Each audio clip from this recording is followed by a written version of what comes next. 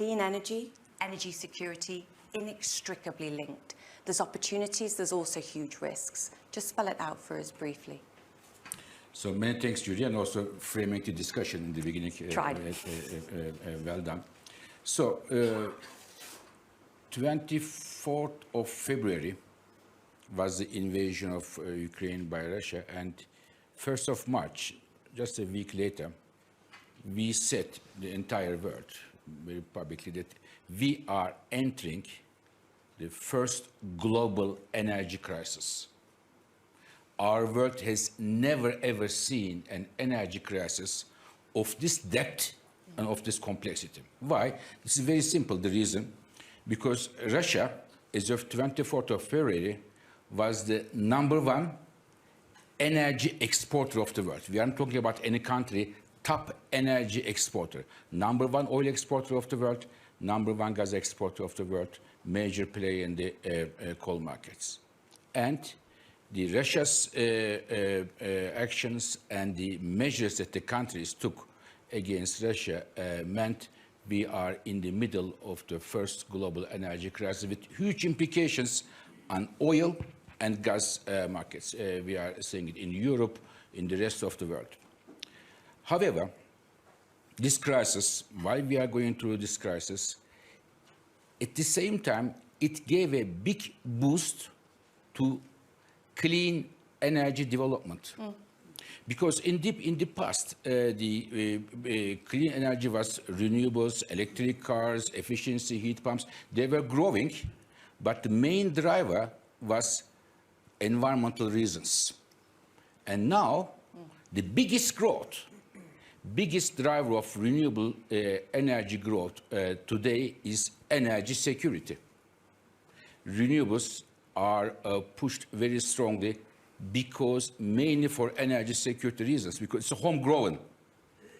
Renewables are the energy of peace. So therefore, the long-lasting solutions to our energy security problems go through clean energy. It is renewables, it is solar, wind, efficiency, electric cars, nuclear power, all of them. And when we look at the numbers, Julia, you know that my job is making my hands dirty with data every single day. And I can tell you that the growth we are seeing in the clean energy is very, very strong. Just give you one example, renewable energy, 2022, last year, the growth is compared to 1 year ago, 25%. We have never seen that. Electric cars, 2019, only 3 cars out of 100 were sold was electric. And last year, it is 13%. Big growth. And if this trend continues, not even acceleration, in 2030, which is tomorrow, every second car sold in Europe, US, and China, 3 largest car markets, will be electric car. So let's keep this thing in mind. And maybe finally, let me mention that in addition to this immediate response to energy crisis, there is also more structural response coming from the countries, such as from the United States, the Inflation Reduction Act. In my view, the most important climate action after Paris 2015 agreement.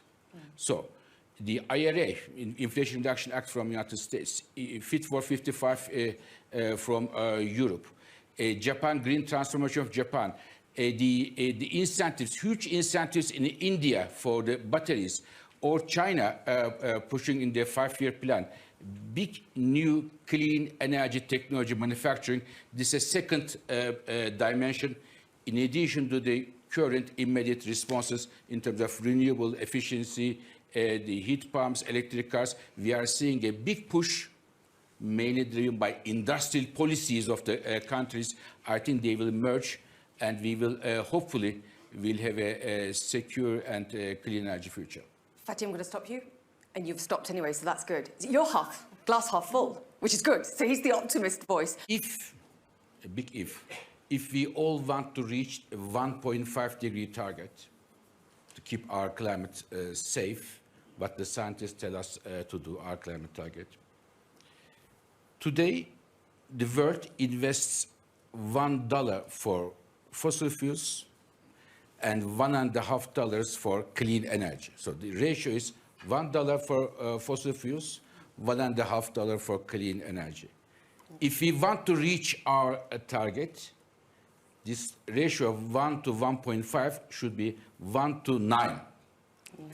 So big increase in clean energy investment, and which makes it even more difficult, the growth of the clean energy investment need to come from the developing countries where cost of capital for clean energy technologies is about 6-7 times higher than US or Europe and elsewhere. I think this is the nerve center of all the problem. How? Because I believe money and the clean energy projects in Europe and in US, IEA, Fit for 55, at the end, they will meet.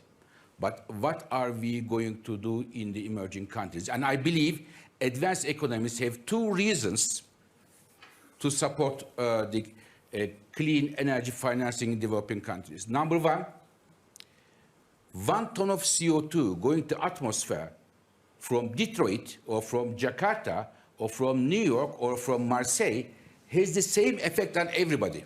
Yep. You can do whatever you want at home. It doesn't change if the emissions come from elsewhere. You can bring the UK emissions, Europe emissions to zero. You will not be able to protect yourself from climate change impacts if Indonesia and the other countries go along. So first, on a logical reason. And second, the other driver why they should invest, help the clean energy transition in developing countries, is a moral reason. The climate change is an issue of concentration of carbon in the atmosphere, and about 80% of this, the carbon in the atmosphere put there by the advanced economies since 100 years. So they have a moral reason to clean it up as well. For two reasons, I believe, would it be World Bank reform, the IFIs, and so on, they have to advance this. One thing I have to congratulate Joseph here. He did an excellent job for Europe. If we are still here, enjoying the warm, at least here, the temperature and the lights are on. Well done, Joseph. The temperature, the winter, warm winter helped you a bit. We should be honest. But well done. I just wanted to congratulate you.